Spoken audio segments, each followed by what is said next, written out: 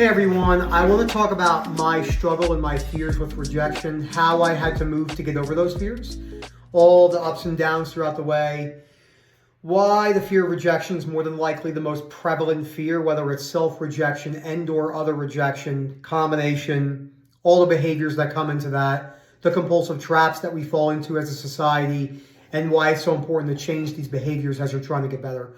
Before I go further, please subscribe, hit that like button down below. We have that link, like I say in every video, for Phil. You could direct message Phil, and then we can get you in right away. It's really a great service that we have. And then we have the webinars every Tuesday, 8:30 p.m. Like I say, we work all over the world, dozens and dozens of different countries. If you struggle with English, if you think I speak too fast and English isn't your first language, we could do translator calls as well. We do that. We can hire someone, etc. Cost might be a little higher per session because of that, but we can make that work for you, just so you know. And then I'll let you know more about the mini groups, and then hopefully that big conference that we do this year, which I really hope we get it off the ground, which we're definitely looking into that. And it would probably be a 10 or 12 hour event, which would be really, really cool. And I think a lot of fun. All the different moderators will speak. So ever since I can remember, I have been petrified of not being smart. And I hated not being intelligent.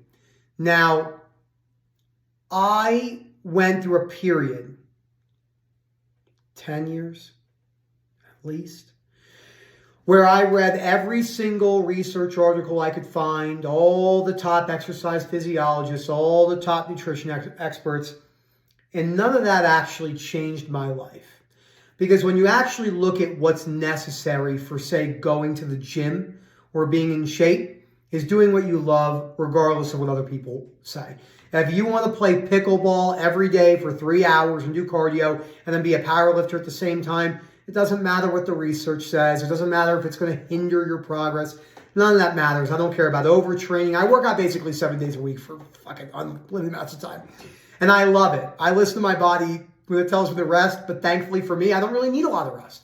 My beliefs are pretty good around that. Even if I'm tired, it is what it is. And if I'm hindering my results and my goals by not getting the perfect body or the perfect results, I don't mind that at all, because I love it and I have one life and I'm going to work out how I want. If I want to run every day, I'm going to run every day, and that's the way it's going to be. I'm going to do HIIT cardio every day. It's the way it's going to be.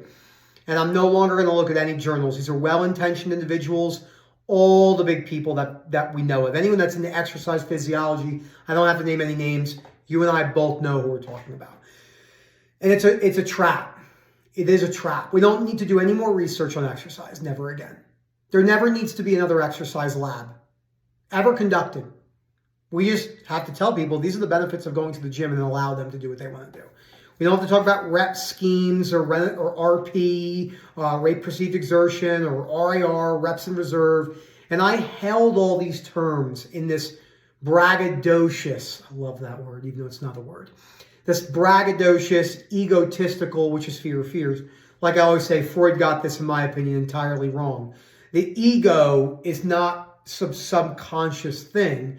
To a degree it is. A lot of people don't realize how much they're afraid of being rejected, but then they come across as egotistical. Most people label egotistical behaviors and statements as narcissism, which is completely incorrect. Not even close to correct. NPD, narcissistic personality disorder, I don't know what the prevalence is, but it's not. If anyone says something that offends us nowadays, everyone's a narcissist. We know it's not the truth. So, and that's another side of rejection that we'll talk about, fear of being judged, or offended or put down. So I use this information to one-up other people in conversations. I love the power it gave me. I love telling people I was a member of Mass Research Review. By the way, the gentlemen at Mass Research Review are incredible. Eric Helms, Mike Zordos, and Greg Knuckles. I don't follow any of their work anymore, but they're amazing. I would talk about names all the time. I would brag about how much Lane Norton I watched, or I'd brag about the new Renaissance periodization book. Again, if you don't know exercise physiology, bear with me. These are just the nerdy people in the realm. And they're very well-intentioned individuals. I just realized that it doesn't matter anymore. What matters is what I want to do. And if I want to do jumping jacks and a Bosu ball, which I wouldn't recommend, if you could do that, that's incredible. Sign a waiver. Nick didn't tell you to do that. Then that's what you want to do. And that's the way it's going to be. And if you don't ever want to work out, it's not a healthy option, but you could accept yourself being obese and not exercising with no muscle. Plenty of people do that. They're not chronically anxious. I'm just not saying it's the healthiest option. Accepting yourself for who you are does not mean you're healthy. That's a little bit of a different thing. So people say, well, accept your body and the way you look from the fear of rejection. But it's like, yeah, but you are unhealthy. You have high blood pressure, you're very overweight, and you have a lot of problems. Your cholesterol's off the chart. You know, not good, not good. Your resting heart rate's 110. I mean, like you're drinking caffeine all day with no water. Yeah, you can accept yourself, absolutely. That doesn't mean biology is not going to work against you and stop your heart. So you have to accept these realities of life, right? Remember, unconditional life acceptance is a huge part of recovery. So once I was so intertwined in that world, I was taking so many steroids. All my photos were perfect angles in my mind, lighting, certain clothes. Like I always say to people, I would never wear even what this would be considered way too loose for what I usually would have worn. It had to have been all the way up here, and then it would have to be super tight. So, and then I realized, again, I did not want to live my life that way anymore. But that took me a lot of deconstructing beliefs. I had fears of losing who I was as a human. Who am I? This is who I thought I was. These are my values. And then I had to get comfortable with not needing other people to find me attractive. And I found that very, very difficult, as most humans do. Most humans are so afraid to even talk about that. Humans love to be looked at. They like to be desirable, regardless of what they look like, or their stature, or their weight, or their physical appearance. The problem with that is it becomes a drug. Like any other drug, it becomes addicting. And once it becomes addicting, it needs more to fulfill it. A 30-year cocaine addict needs more cocaine than he did when he was 2 years into using cocaine. The family members I know that are passed away now that struggle with alcoholism, the alcohol they needed to keep themselves going after 30 years was very different than the party days in college. You might have a couple benders 2 years into drinking a lot, but when you're 30 years into an addiction, severe alcoholic addiction, you're drinking a bottle of vodka, a tall bottle of Sveka every single day, and that's a problem. So I had to realize that. I had to realize that I was becoming more and more addicted to the way what people thought about me. Not wanting to take my shirts off in certain settings, not wanting to do any of that. I'll give you an example, right? Okay, so I'm going to stretch the shirt out. I just put it on too. Okay, so the way I look now, I'm in shape. Okay, I would imagine I'm in shape.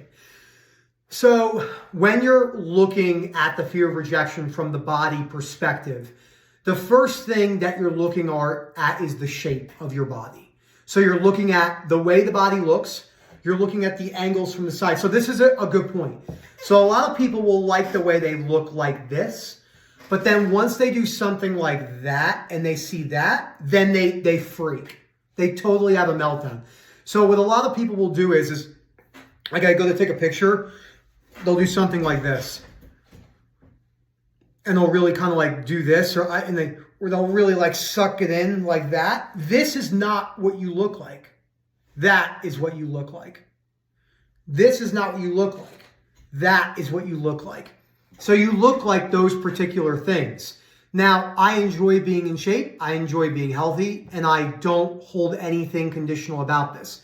If I lost all this tomorrow, it is what it is. It's not the end of the world. I would miss it because I like being in shape. And I think anyone that is in shape would say that they like the attention it gives them. But you have to be very careful about that because it's primarily conditional.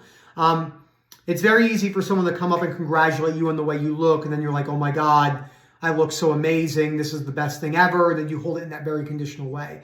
But you have to be careful about how you're taking photos and doing those particular things. Now, I would have never, ever, remember in the Sandlot? Forever. Taking my shirt off for a camera like I just did in the very beginning. There's no way. And I actually didn't do cardio for years. Getting my hair cut today, so we'll see how that's going to look. So I didn't do cardio for a really long time because I was so afraid of losing muscle. But like if you saw how I did that side thing like that, that has to be something that you accept. Like when you're bent over and you're bending over to pick something up off the ground and you feel that stomach fat kind of like collapsing over. The amount of people that are thinking, I don't want to feel that. That's the worst thing ever. I fucking hate that. That's purely conditional. And that doesn't mean you don't strive for goals to be in shape. You just have to be careful about how you're striving for those goals. And for the women out there, you're going to struggle with this a little bit more. Not that the men in the mind don't experience it just as bad. The societal pressures that are just illusions, once you can break them down, of what society will think of you.